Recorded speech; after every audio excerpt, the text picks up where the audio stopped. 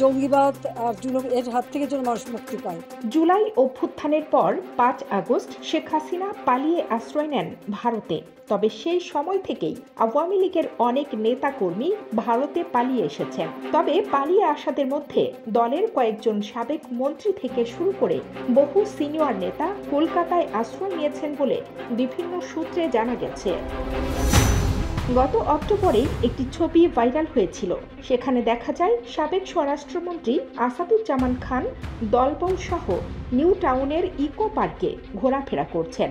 তার সঙ্গে ছিলেন এমপি অসীম কুমার উকিল, তার স্ত্রী অপু উকিল, হাজী সেলিমের এক ছেলে।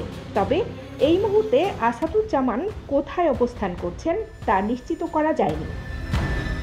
আওয়ামী লীগের সাধারণ সম্পাদক ও সাবেক সেতুমন্ত্রী ওবায়দুল কাদেরও শিলং দিয়ে ভারতে প্রবেশ করে পরিচিতদের সহায়তায় নভেম্বরের দ্বিতীয় সপ্তাহে কলকাতায় এসে আশ্রয় নিয়েছেন বলে জানা গেছে। সম্প্রতি নিউ টাউনের যে বিলাসবহুল সঞ্চিতা আবাসন থেকে সিলেট আওয়ামী লীগের 4 শীর্ষস্থানীয় নেতাকে মেঘালয় পুলিশ সেখানকার একটি মারপিটের ঘটনায় গ্রেপ্তার করে, সেই আবাসনেই সে সময় উপস্থিত ছিলেন আওয়ামী লীগের প্রেসিডিয়াম সদস্য জাহাঙ্গীর কবির নানক ও আওয়ামী লীগের সাংগঠনিক সম্পাদক শফিউল আলম চৌধুরী নাদেল। দুজনেই গত 4 মাস ধরে কলকাতাতেই রয়েছেন। একটি সূত্র নিশ্চিত করেছে শেখ হাসিনার আত্মীয় মাদারীপুর 1 আসনের সাবেক এমপি নুরি আলম চৌধুরী লিটন কলকাতায় রয়েছেন।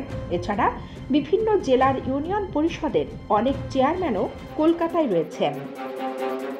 জানা গেছে পরিচিত আওয়ামী লীগের নেতারা সচরাচর বাইরে গেলে দলীয় লোকজন দিয়ে ঘেরা থাকেন।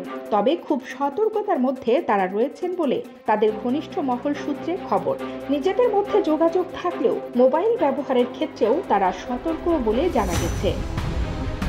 পালিয়ে আসা নেতারা কেউই কলকাতার কোনো হোটেলে থাকছেন না, থাকছেন খানিকটা আড়ালে কলকাতা লাগোয়া রাজারহাট নিউ টাউনের বিভিন্ন আবাসনে। এই অঞ্চলে গত 1 দশকে তৈরি হয়েছে প্রচুর বিলাসবহুল আবাসন। সেই সব আবাসনের অভ্যন্তরীণ নিরাপত্তা ব্যবস্থা বেশ আঁটোসাঁটো। ভারতীয়দের কেনা বহু ফ্ল্যাট খালি থাকে। দালাল ও রাজনৈতিক নেতাদের মাধ্যমেই সেগুলোতে প্রভাবশালীরা নিশ্চিন্তে থাকেন। এখন প্রশ্ন উঠেছে, এই বিলাসবহুল আবাসনে থাকার খরচ তারা কিভাবে বহন করছে? গত 15 বছরে দেশের যে পরিমাণ দুর্নীতি আর টাকা পাচার হয়েছে সেগুলো দিয়েই দিব্যি থাকছেন এইসব আওয়ামী লীগ নেতারা। কতজন আওয়ামী লীগ নেতা কলকাতায় রয়েছেন সে সম্পর্কে কোনো তথ্য পুলিশের কাছে নেই। তবে পুলিশ নজর রাখছে রাজারহাট নিউ টাউনের ফ্ল্যাটে আসা নতুন অতিথিদের ওপর। স্থানীয় রাজনৈতিক সূত্রের খবর, আওয়ামী নেতাদের আশ্রয়ের ব্যাপারে তারা বা প্রশাসন কোনো ঝামেলা চান না, তাই তারাও চুপ রয়েছেন।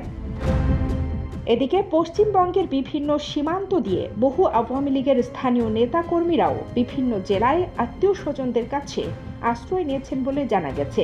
গ্রেপ্তার হওয়ার ভয়ে বাংলাদেশে ফিরে যাননি এমন কয়েকজন চিকিৎসকও কলকাতায় রয়েছেন বলে জানা গেছে। কানিজ ফাতেমা, নিপা, খবর সংযোগ।